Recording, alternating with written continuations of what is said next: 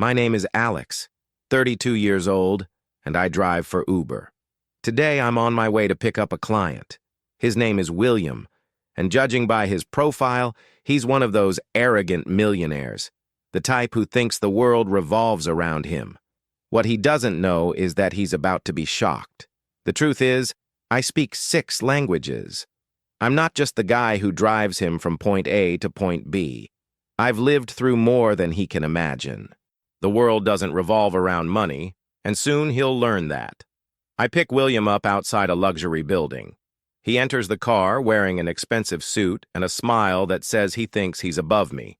I give him a polite smile and ask, "Where to?" He tells me an address in English, then starts with the usual small talk. "Where are you from?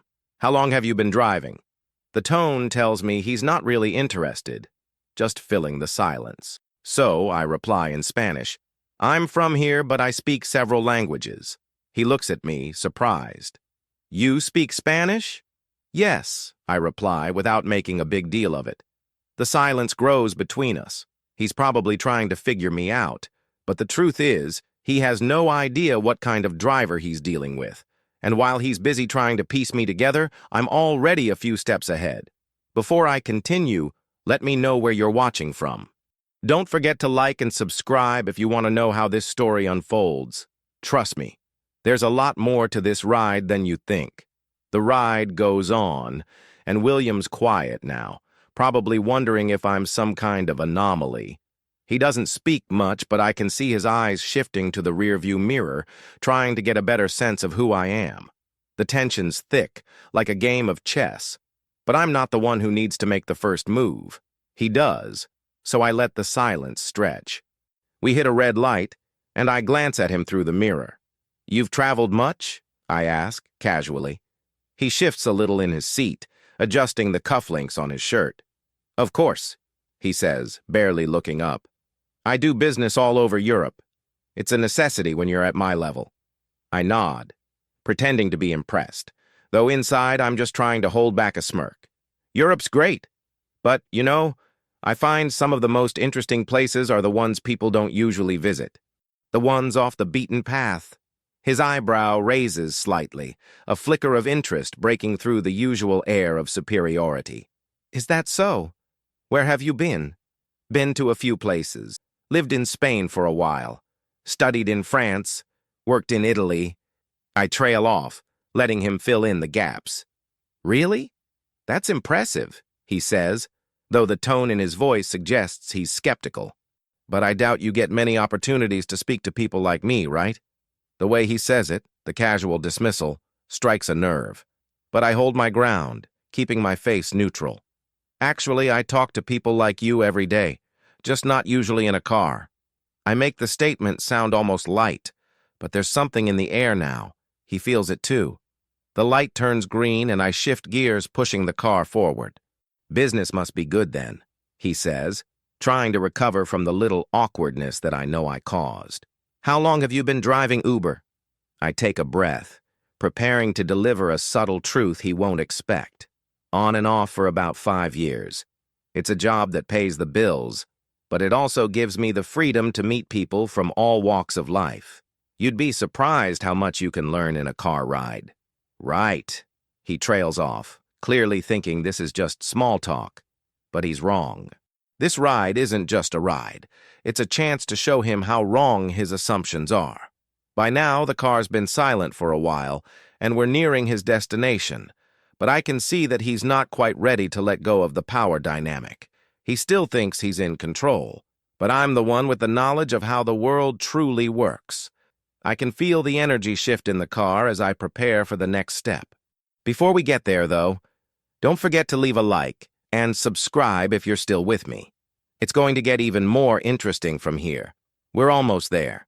The tall buildings outside blur as I drive through the busy city streets, and William's still in his own head, arms crossed, staring out the window like he's waiting for something.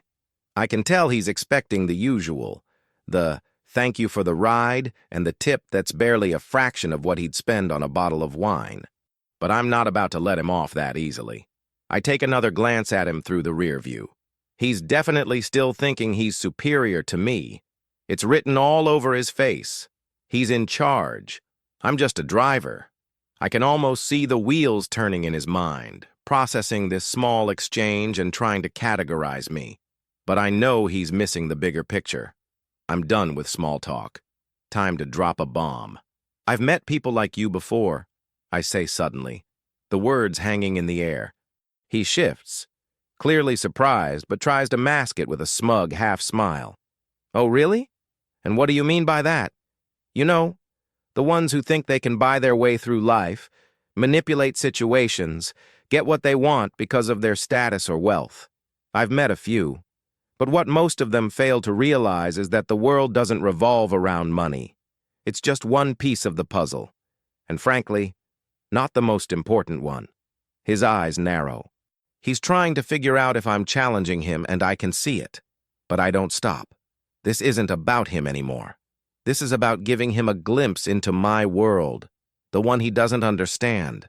I keep my tone steady. You see, I've been fortunate enough to learn things most people miss.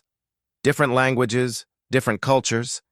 I've lived in places where money doesn't mean anything, where it's about what you bring to the table beyond the cash. And I'll tell you, if you think the people who have the most are the ones who win in the end, you're wrong. William's face hardens. He's silent for a moment, but I can feel the shift. I can feel the challenge in the air, even if he's trying to hide it. I turn the wheel sharply, slowing down as we approach his destination. It's not much further now, but I want to make sure he takes something from this ride. Something real. He looks at me, his gaze finally meeting mine through the mirror. You talk big for a guy who drives for Uber.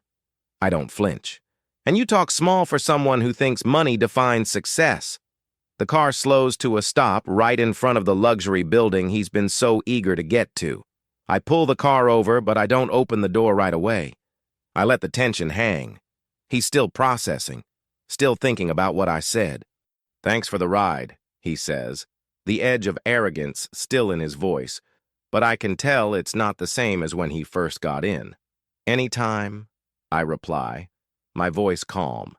And remember, you never really know who you're talking to. People can surprise you. I don't wait for him to respond. I open the door and he steps out, his movements slower now, like he's thinking about what I said. I watch him disappear into the building, his posture a little less confident than when he first stepped into my car. As I drive away, I can't help but smile to myself. This ride wasn't about the money, the tip, or even getting him to like me. It was about something more, a shift in perspective. Before I go, make sure to hit like and subscribe if you're still with me, because there's a lot more to this story than meets the eye. I drive away from the building, the sound of the engine humming beneath me, but my mind's a bit louder. I've had my fair share of arrogant passengers, but there was something about William, something about him thinking he could control the world with money, like it would always make him the most powerful person in the room. He was wrong, and deep down, I think he knows it now. It's funny, really. People like him spend their whole lives thinking the game is about power and status. But the truth is, it's all a bluff. The power you really need doesn't come from what you own. It comes from what you know and how well you can connect with people. As I pull over to pick up my next ride, I get a message from a friend I haven't heard from in a while, Miguel. I open the text, and it's a simple, "Hey, how's life?" I smile to myself. Miguel and I go way back. We met in Spain when I was living there for a while. He's the kind of guy who gets it. He's not in it for the money or the fame. He's just trying to do his best with what he's got. We've kept in touch through the years, and I know he respects what I'm doing, even if the rest of the world doesn't always understand it. I type back, "Life's good. Just had an interesting ride with a guy who thinks money makes him untouchable." He responds almost immediately. Typical. You know what they say? The more money, the more problems. I laugh quietly to myself, knowing Miguel's right. People like William are so blinded by their wealth, they forget the one thing they can't buy: experience. As the next passenger gets in, I snap back into driver mode. I try to keep the personal stuff at bay, but it's hard not to think about how much I've learned along the way. Every person I've driven, every story I've heard, has shaped me in ways that go beyond just the words spoken. It's the connections, the little moments when you realize people aren't so different after all, no matter where they come from or how much they've got. The new passenger, a woman in her late 20s, slides into the back seat. She's wearing a headset, clearly working on something, typing away on her laptop. "Hey, how's it going?" I ask, just to break the silence. She looks up, a bit startled by the sudden question. "Oh, hey, it's going fine, thanks. Busy, though. I've got a meeting in 20 minutes. "Got it," I reply, making a mental note to avoid small talk unless she engages. I can tell she's focused. As I drive through the city, I can't help but compare this ride to the last. There's no arrogance here, just someone going about their day, trying to get from one point to the next.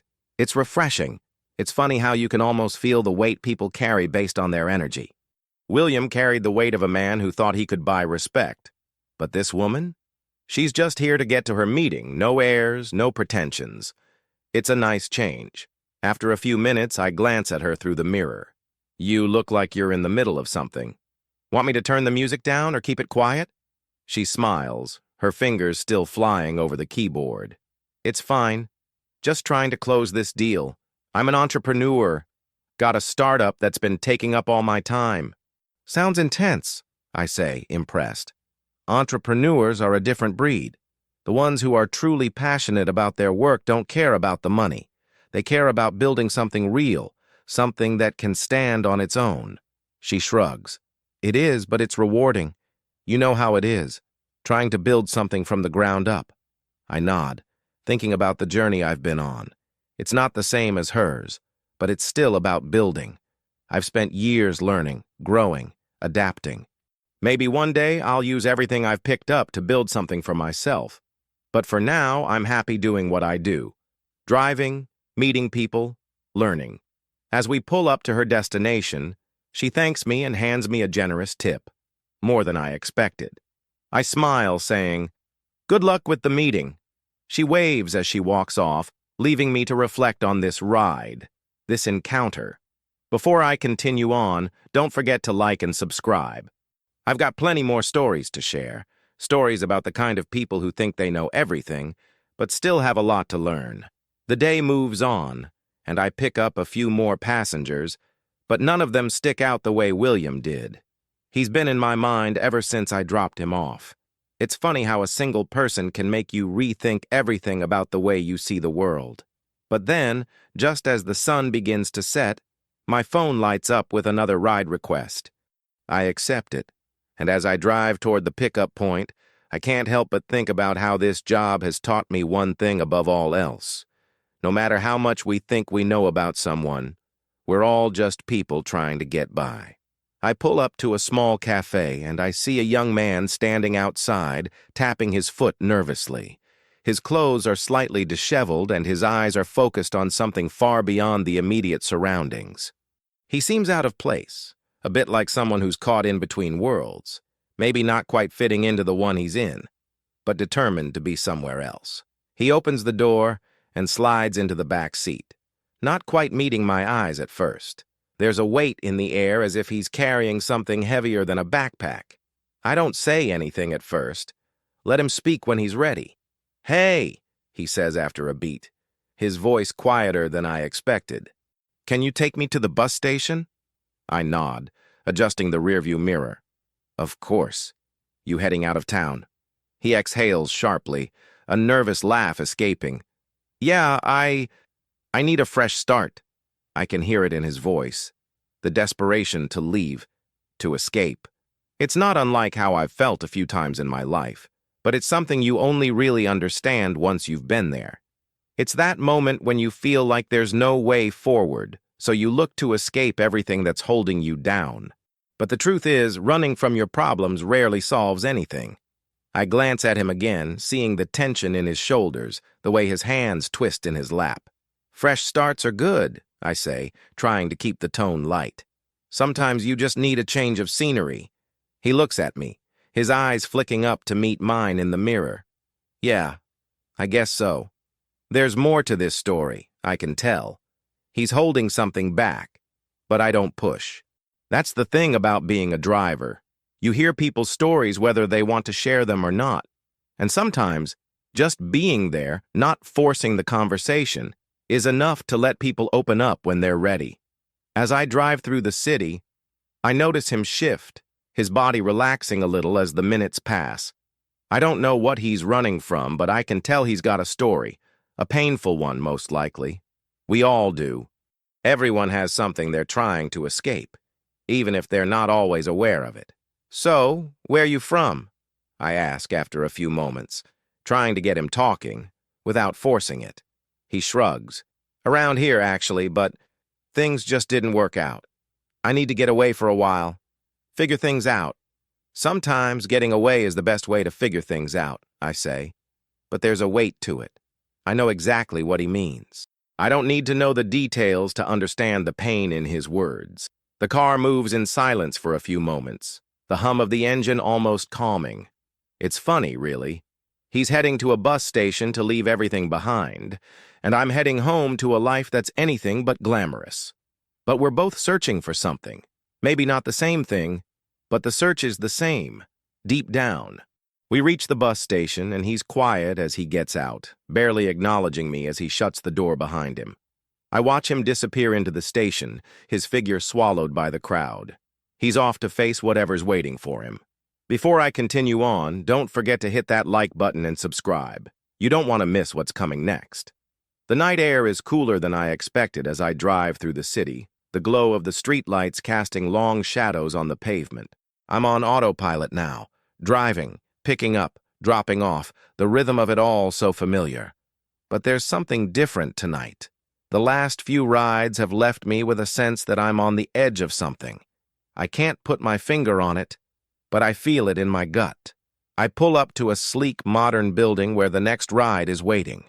A man stands outside, his posture straight, his face serious. His suit is sharp, as if he's just come from a business meeting, and his expression suggests he's got more on his mind than just the ride ahead. He opens the door and slides into the back seat without saying a word. I glance at him in the rear view, studying his face. He's older than William, late 40s maybe. He seems calm, collected, the kind of man who knows exactly what he wants, who expects things to go his way. I've dealt with this type before. They carry a confidence, but it's often just a mask for insecurity. Where to? I ask, breaking the silence. He doesn't look up at first, just pulls out his phone, typing a message with quick, practiced fingers. When he's done, he gives me a short nod. Take me to the airport. I'm in a hurry. I nod, taking a turn and heading toward the highway. Got it. As we speed down the road, I can feel the tension in the air. He's not talking, and I'm not going to force a conversation. But I do wonder what's driving him. What's on his mind? There's a sense of urgency in his movements, like he's trying to outrun something. A deadline, a meeting, or maybe something more personal. People are like that. They don't always talk about what they're running from. After a few minutes, he glances at me, his eyes flicking up from his phone. You ever think about where you're going in life? He asks, his voice low, almost contemplative. The question catches me off guard. It's not the kind of thing you'd expect from someone who looks like he's got everything figured out. Sure, I think about it, I reply, keeping my eyes on the road. But sometimes it's not the destination that matters. It's how you get there. He studies me for a moment, as if trying to figure out whether I'm just giving him a generic answer. I can see the wheels turning in his head. You don't strike me as someone who's just in it for the ride, he says, a hint of curiosity breaking through his professional exterior. I smile slightly, not looking at him. We're all in it for the ride whether we like it or not. Some of us just make sure we're aware of it. He nods, and for a moment the tension in the car eases. The conversation turns to something more casual after that, though it's clear there's still something weighing on him. I can feel it in the air. It's not just a business trip for him. There's something personal about this flight, something he's trying to outrun. Maybe he's chasing success, or maybe he's running from a failure he's not ready to face. We arrive at the airport, and he hands me a tip before stepping out of the car. He doesn't say goodbye, just walks away with purpose. disappearing into the crowd. I pull away, the airport lights fading in my rearview mirror. It's strange how often we think we're in control of everything around us. But no matter how much we try to plan, life has a way of surprising us. We're all just making our way, one step at a time, figuring it out as we go. Before I continue on, make sure to like and subscribe if you're still with me. This story's just getting started, and there's a lot more to come. It's a quiet evening, the kind where the city feels like it's just about to exhale after a long day. I'm coasting through familiar streets now, picking up the occasional passenger, but most of them are just routine. The kind of rides that pass in a blur with small talk here and there, nothing particularly memorable. But then, as I pull up to my next ride, something feels off. I see her waiting outside a small apartment complex. She's standing by herself, her eyes focused on the ground, as if she's waiting for something, or maybe someone. Her posture is rigid, her body language closed off. There's an air of tension surrounding her that I can almost feel in the car before she even opens the door. She's not just another passenger.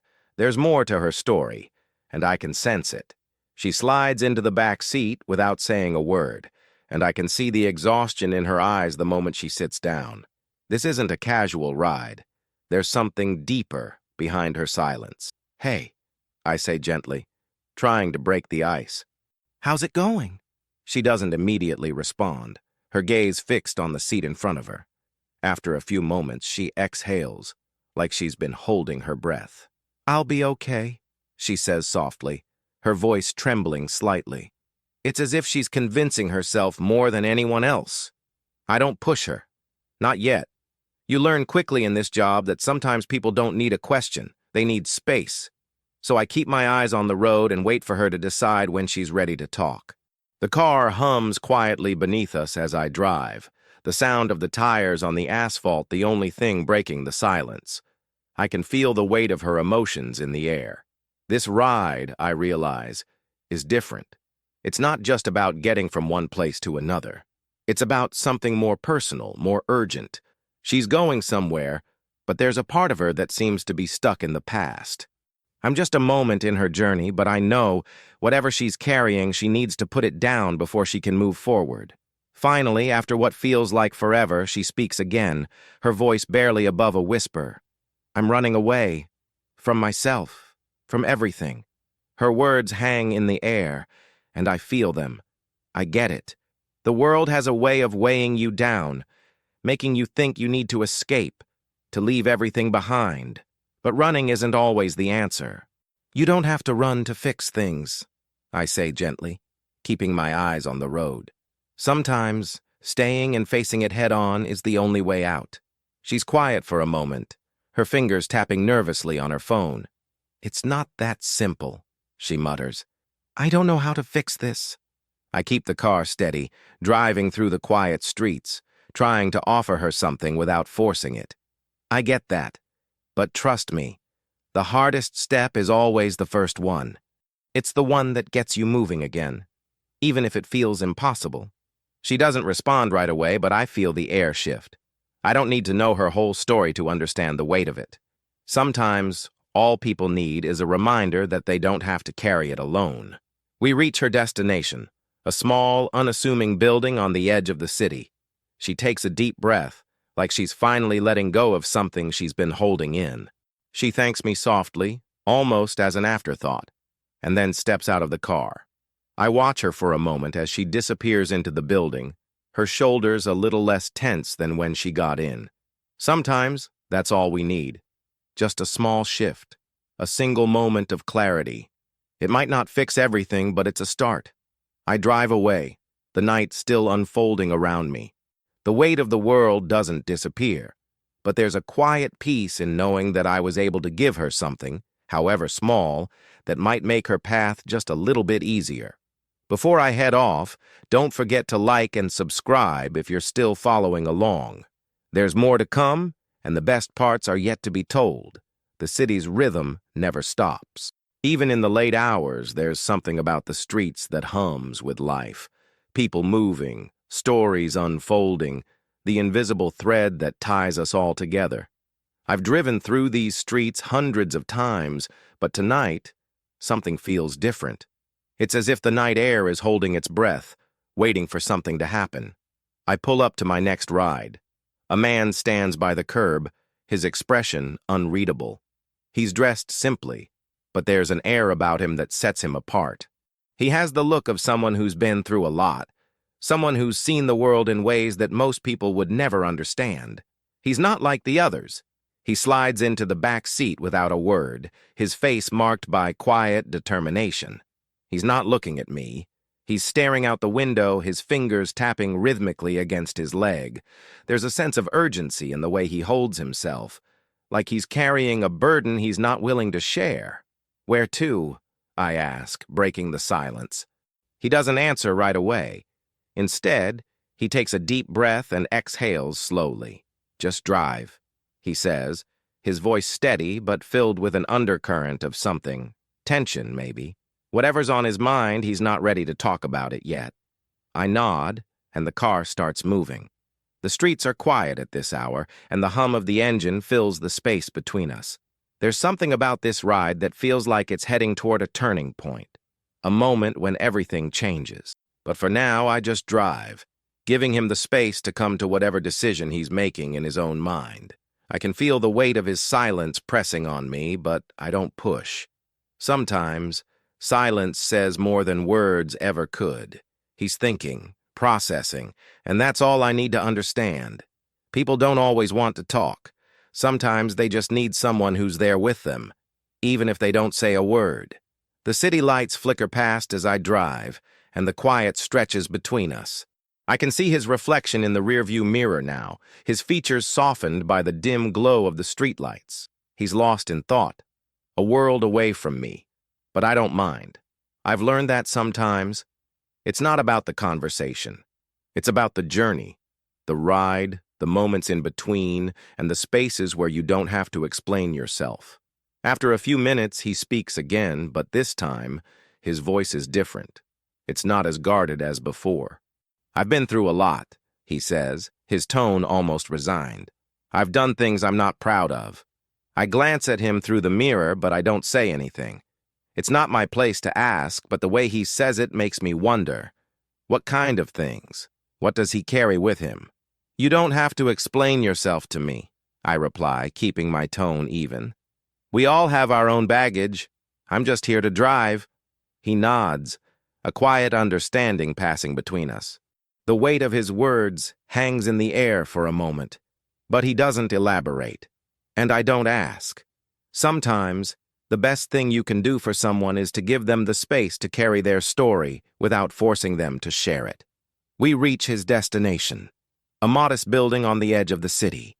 He glances at me before opening the door, his face unreadable once more. "Thanks," he says quietly. And for the first time, his voice carries a trace of something. Gratitude, maybe. Or maybe just a fleeting connection. I watch him walk away, his silhouette swallowed by the night. It's one of those moments that lingers in the air, the kind that makes you realize how much we all carry with us. Stories, regrets, hopes for the future. We're all just trying to make it, trying to figure things out, even when we don't have all the answers. I drive away, the night unfolding before me. The city feels a little quieter now, the weight of the world hanging a little heavier in the air. But that's okay. Sometimes the weight is what keeps us grounded. Before I head off, don't forget to like and subscribe. You won't want to miss the rest of this journey. There's still more to uncover. The night is deepening, and the city feels like it's winding down, almost as if everyone is taking a collective breath before the chaos of tomorrow begins. But I know better. In this line of work, you learn that the night is never as quiet as it seems. There are always people out there, lives intersecting in ways you could never predict. I pull up to a park where my next ride is waiting. As I approach, I see her, a woman standing by the bench, looking out over the water. Her posture is tense, like she's caught in some moment of indecision. She's older than the usual passengers, maybe in her early 40s, and her face is lined with the quiet weight of experience. She turns as I stop the car, and for a moment her eyes meet mine. It's as if she's measuring me, deciding whether to trust me or not. She doesn't hesitate, though, opening the door and sliding into the back seat with a soft sigh. "Where to?" I ask, trying to keep my voice neutral. "Anywhere but here," she says, her voice distant. "Just drive." I nod, starting the engine. There's a hint of something in her voice. Frustration? Regret? It's hard to tell. But I know this ride won't be one of those easy ones. There's something more to it. Something she's not saying. We drive in silence for a while. The streets are empty, the city's pulse muted by the late hour. Her eyes are glued to the window, watching the passing lights. Her fingers are fidgeting with the edge of her bag, a nervous habit, and I can tell she's trying to keep her thoughts to herself. "Do you ever feel like your whole life is just one bad decision after another?" she asks suddenly, her voice quiet but heavy. The question hits me harder than I expect. It's not just a question, it's a cry for understanding. And for a second, I don't know how to respond. I've had my own fair share of bad decisions, but I'm not here to offer advice. I'm just here to listen, to be a silent presence on her journey. "I think everyone feels that way sometimes," I finally say, my voice calm. "We all make mistakes, but it's how we move forward that matters." She sighs, clearly unconvinced. "I don't know anymore. It feels like I've spent my whole life trying to fix things, only to mess it all up again. I'm just tired." I glance at her through the rearview mirror. There's something about her words, the vulnerability in her tone, that feels different from the usual small talk. She's not looking for pity, but maybe, just maybe, she's looking for a connection. "Sometimes the hardest thing to do is to just let go," I say, my voice low. "You can't change what's happened, but you can choose how it affects you. You're not alone in it, even when it feels like it." There's a long pause, and for a moment, the weight of her emotions fills the space between us. I can feel the shift, the subtle release of tension in her body, as if she's finally allowing herself to acknowledge the weight she's been carrying. "I don't know if I can let go," she says softly, almost to herself. "Everything feels like a constant struggle." I don't push her. Sometimes people just need to say it out loud, to hear the truth in their own words. I can't solve her problems, but maybe just letting her voice them helps, if only for a moment. The city blurs past, and as we approach her destination, she speaks again. "Thank you," she says, her voice softer now, almost like she's finding some peace in this brief interaction. "I didn't think I'd talk like that, but thank you."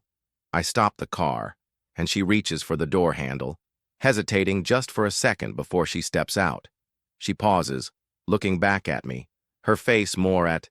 The night is colder now, the streets quieter, but there's still a sense of movement in the city. People returning home, others starting their night shift. I'm just another face in the crowd, but in this moment, I feel something deeper than the usual emptiness that comes with driving these long hours. I've learned that even in the quietest moments, something is always happening, just out of sight.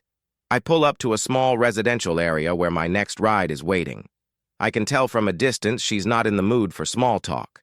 She's pacing back and forth in front of her house, her phone pressed to her ear. Her body language says it all. Frustration, maybe even desperation. The weight of the world seems to be sitting on her shoulders. She hangs up the phone just as I stop the car. I see her look at the car, then glance at her phone again, as if weighing her options. For a moment, she seems like she might turn back. But then she walks toward the car, opens the door, and slips inside without a word. "Where to?" I ask, trying to keep it neutral. She doesn't answer immediately, her gaze fixed on the floor. Her fingers are gripping her bag tightly, and her jaw is clenched, as if she's holding something back. "Anywhere but here," she finally says, her voice flat, almost robotic. I nod and pull away from the curb. She's clearly not in the mood for conversation, and I get that. Sometimes people just need the ride, not the chatter. So I focus on the road, giving her the space to be wherever she needs to be. The car moves quietly through the streets, the only sound the hum of the engine and the soft tap of her foot on the floor. Every now and then, I glance at her in the rearview mirror, but she's still staring out the window, her eyes distant. After a few minutes, the silence is starting to feel heavier. I want to ask if she's okay, but I know better than to push someone who doesn't want to talk. So instead, I wait. She lets out a long breath, almost as if she's been holding it in for far too long. I just don't know what to do anymore, she says quietly, her voice barely above a whisper. I don't look at her right away. I just keep driving, letting her words settle in the air between us. What happened? I ask, keeping it simple. I thought I had everything figured out, she says, her voice trembling slightly. But it turns out, I was wrong. I thought he was the one. I thought everything would fall into place if I just tried hard enough. But now I don't know who I am anymore. I can hear the pain in her voice, the rawness of someone who's just had their world turned upside down. It's familiar. I've seen it before, heard it before. People think they've got it all figured out. Relationships, careers, life. And then something happens that shatters that illusion. I get that, I say quietly, my hands steady on the wheel. Life doesn't always go according to plan. It's not easy, but it doesn't mean it's over. I don't know how to start over, she says, almost to herself. I've spent so long building this life, and now it feels like I've lost everything. I glance at her through the mirror. Starting over doesn't mean you've lost everything. It just means you get to rebuild in a way that's more you than before. She's quiet for a while after that, and I can see that she's reflecting on my words. I don't know if they'll help, but I know sometimes just hearing something different can make all the difference. We drive in silence for a while longer, the city lights flickering as we pass. It's like we're both processing our own thoughts, both of us in our own heads, but somehow connected by the ride, by the shared space in this moment.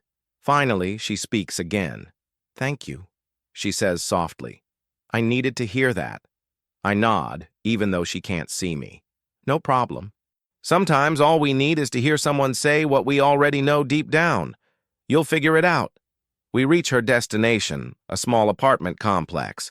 She looks at me for a moment, her expression more relaxed than when she first got in.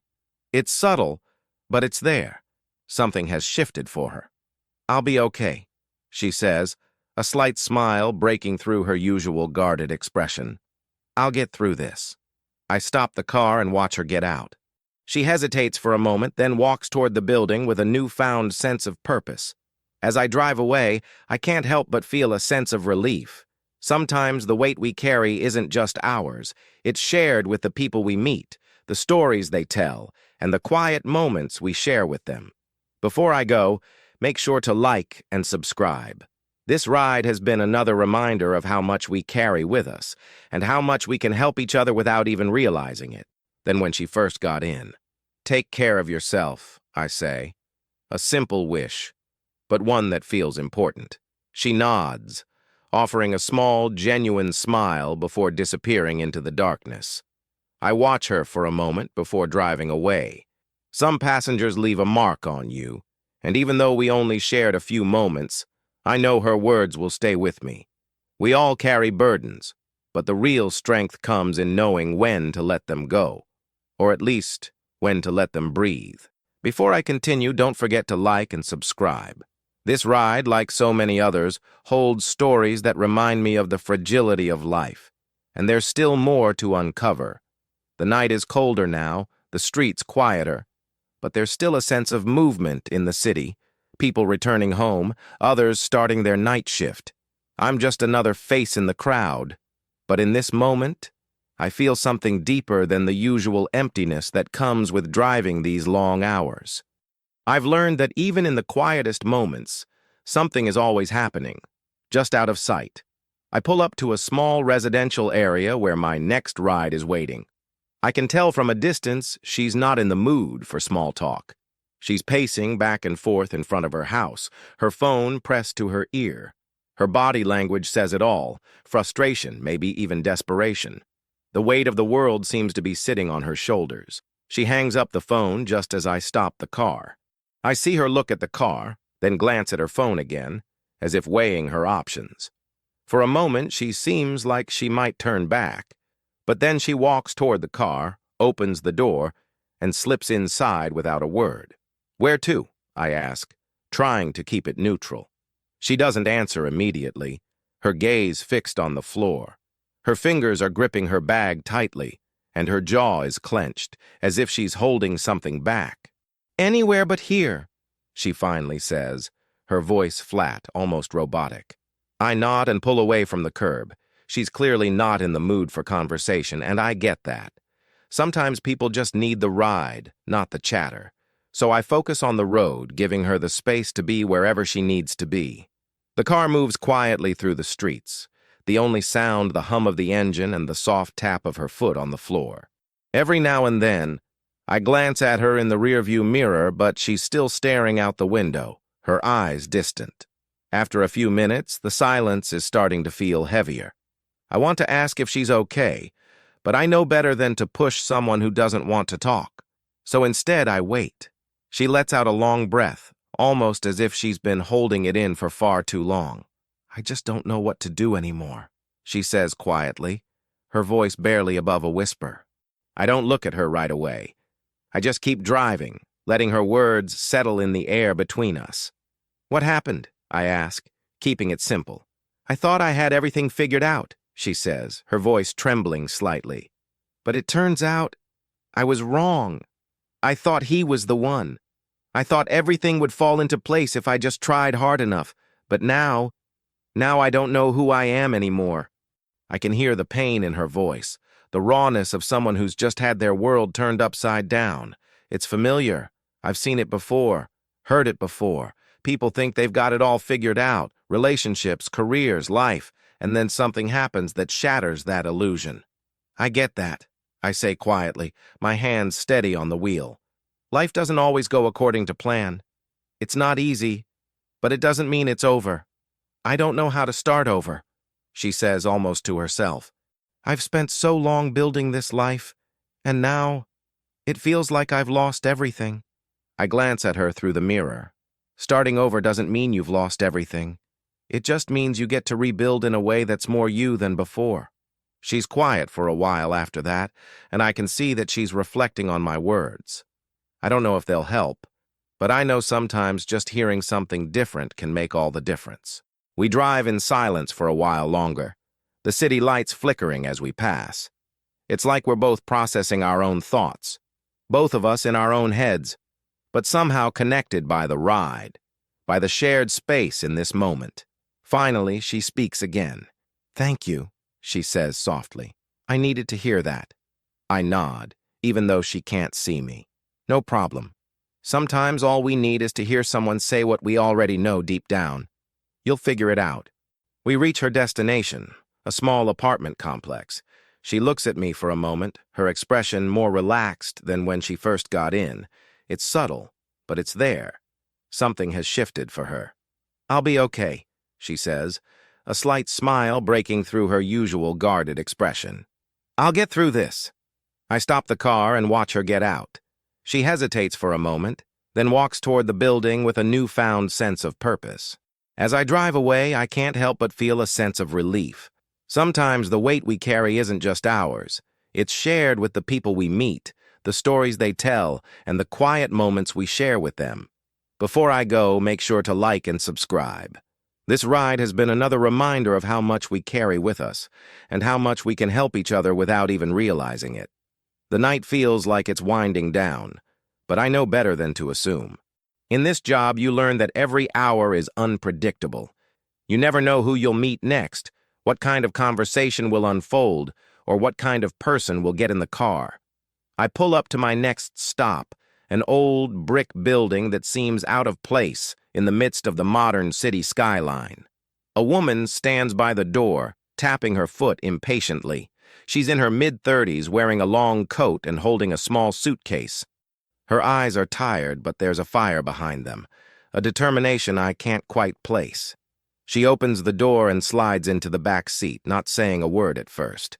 Her presence is different from the others, more confident, but there's a certain weariness to her that catches my attention. "Where to?"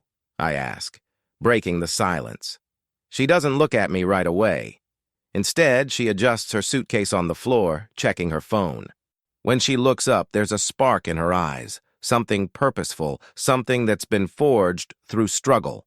"Take me to the airport," she says firmly. "I'm leaving town."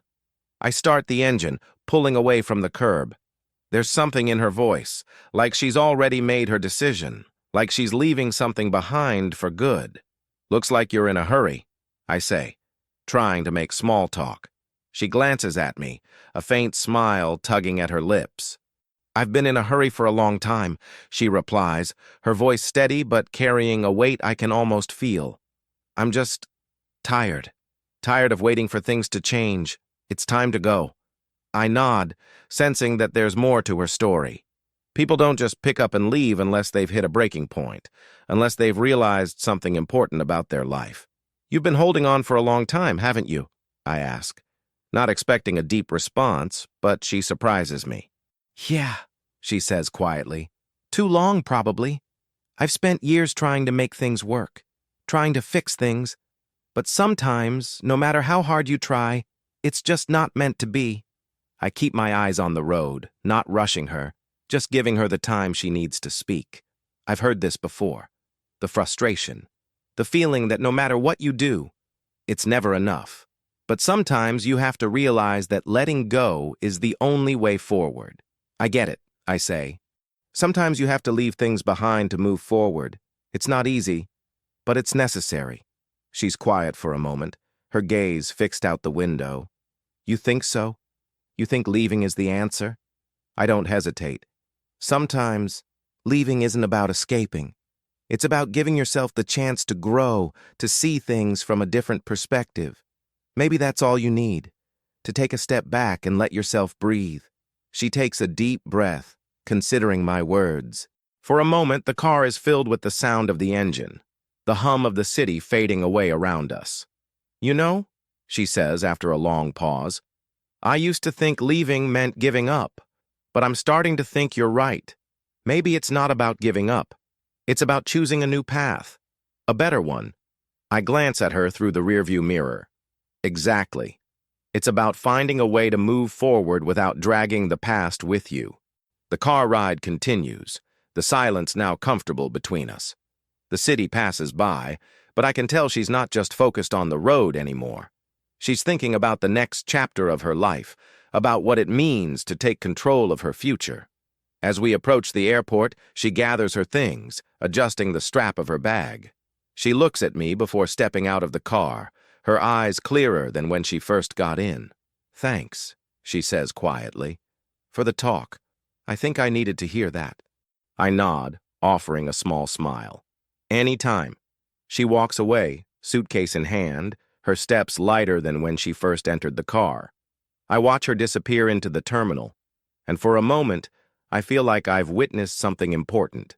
People don't often realize it, but sometimes all it takes is a conversation, a small shift in perspective to change the course of their journey. As I drive away from the airport, the city sprawled out in front of me, I realize something important. We're all just trying to make it, trying to figure it out, one step at a time. We don't always have the answers, but we do what we can, when we can. Before I end this ride, don't forget to like and subscribe. This story is a reminder that, no matter where you're headed, there's always a chance for a fresh start. You just have to be brave enough to take it. I pull into my usual spot, the shift winding down, the streets growing quieter as the city winds down for the night. I'm tired, like always. But tonight there's a different kind of tiredness. It's not just physical. It's a kind of contentment, a quiet peace that comes from the connections I've made today. I look at the time on my phone, considering how long I've been driving. It's been a long night, filled with people, each one with their own story, their own struggles. It's funny how in a job like this, you get to be a part of so many lives, even for just a few moments. But tonight felt different. Maybe it's because I've learned something from each passenger I've met. Sometimes we're just moving through life, trying to make sense of it all. But every now and then we find those moments where everything clicks, where something simple, a conversation, A shared experience reminds us that we're not alone. As I sit there in my car, I realize this job isn't just about the rides. It's about the stories. The ones I share with people who may never remember my name, but who change me in ways they'll never know. I shut the car off, ready to call it a night. But as I step out into the cold, the world feels a little smaller, a little warmer, knowing that for just one night, I was part of something bigger.